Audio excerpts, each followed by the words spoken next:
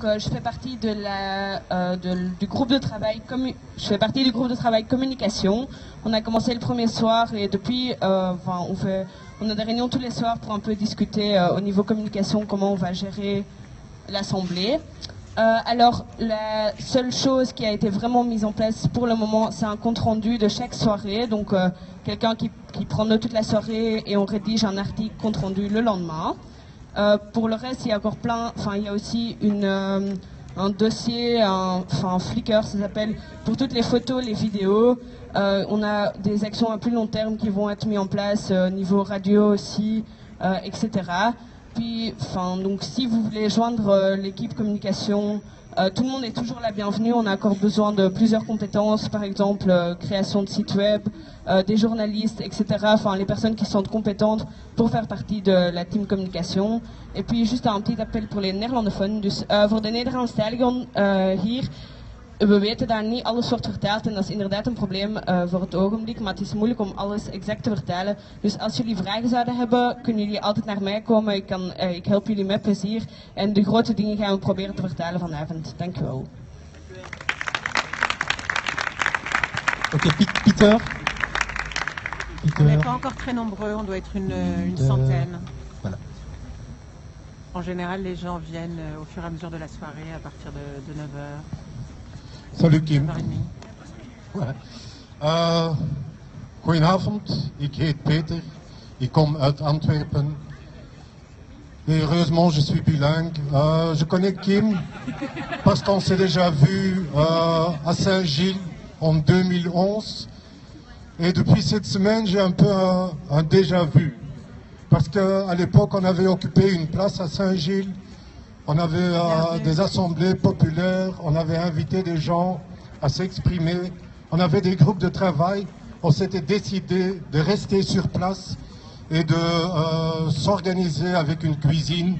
Il y avait des gens qui dormaient là, il y avait des tentes énormes, et donc c'est un déjà-vu. Je crois qu'il y a des leçons importantes à tirer de notre expérience et des expériences ailleurs, comme en Grèce ou en Espagne ou maintenant aujourd'hui en France.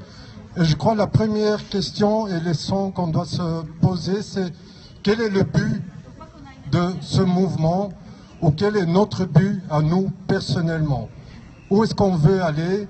Et ça veut dire, à partir dès qu'on sait où on veut aller, on doit s'établir des étapes et une stratégie pour y arriver.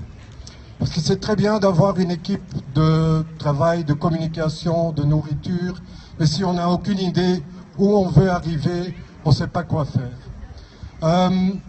Il y a d'autres leçons à tirer concernant Saint-Gilles, les indignés à l'époque, surtout à Bruxelles, notamment le fait que si on occupe une place et dès qu'on est nombreux, ça veut dire que la police sera là pour nous dégager.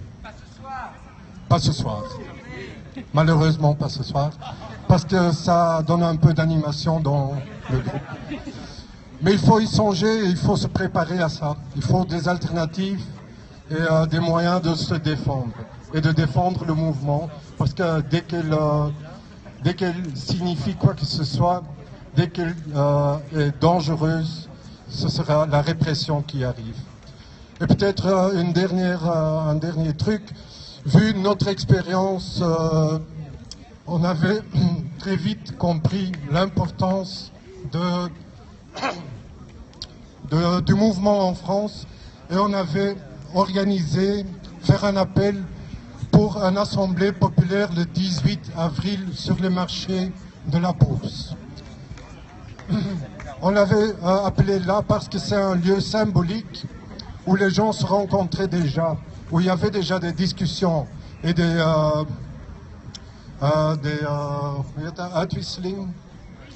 échanges, voilà. Et ce qui s'est passé là, c'est que les fachos sont venus pour chasser les gens. Et la semaine après, la police est venue pour chasser les autres gens. C'est en faisant peur qu'ils ont vidé la place et à mon avis, on doit le réoccuper. Et donc c'est une invitation de se revoir le 17 avril. Ce qui était intéressant, c'est que ce jour-là, il y a une grande marche prévue par exemple toute autre chose, et Hart boven Hart, qui organise une marche contre la terreur et la haine. Et donc c'est un moment pour un peu expliquer le mouvement qui se passe aujourd'hui en France et de se revoir là, sauf s'il y a un autre endroit qui est décidé par l'Assemblée. Voilà, merci. Ok, c'est Edwin.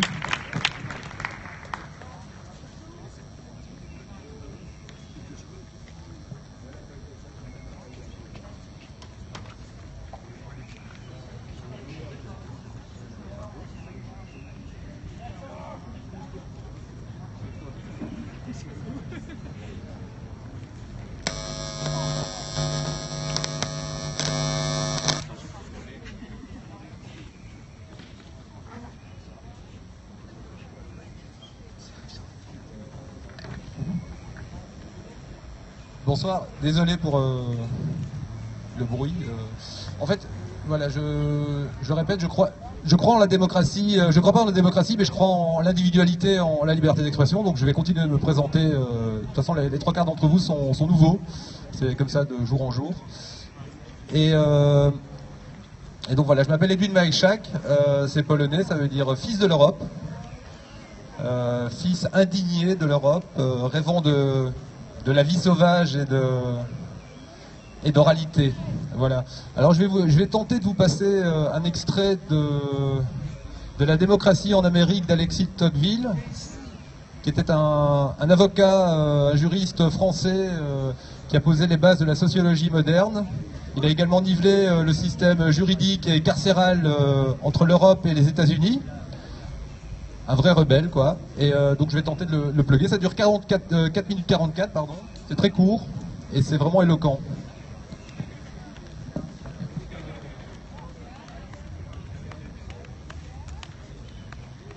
Enfin, si vous le voulez, on peut le faire au vote à main levée.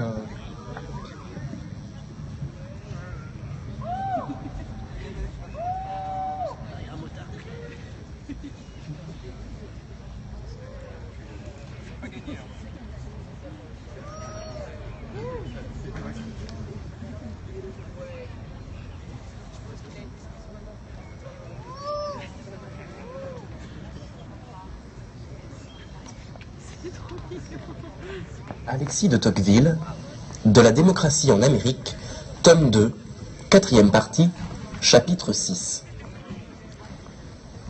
Je veux imaginer sous quels traits nouveaux le despotisme pourrait se produire dans le monde. Je vois une foule innombrable d'hommes semblables et égaux qui tournent sans repos sur eux-mêmes pour se procurer de petits et vulgaires plaisirs dont ils remplissent leur âme. Chacun d'eux, retiré à l'écart, est comme étranger à la destinée de tous les autres. Ses enfants et ses amis particuliers forment pour lui toute l'espèce humaine. Quant aux demeurants de ses concitoyens, il est à côté d'eux, mais il ne les voit pas. Il les touche et ne les sent point. Il n'existe qu'en lui-même et pour lui seul. Et s'il lui reste encore une famille, on peut dire du moins qu'il n'a plus de patrie. Au-dessus avec un cœur gros comme ça. J'ai beaucoup.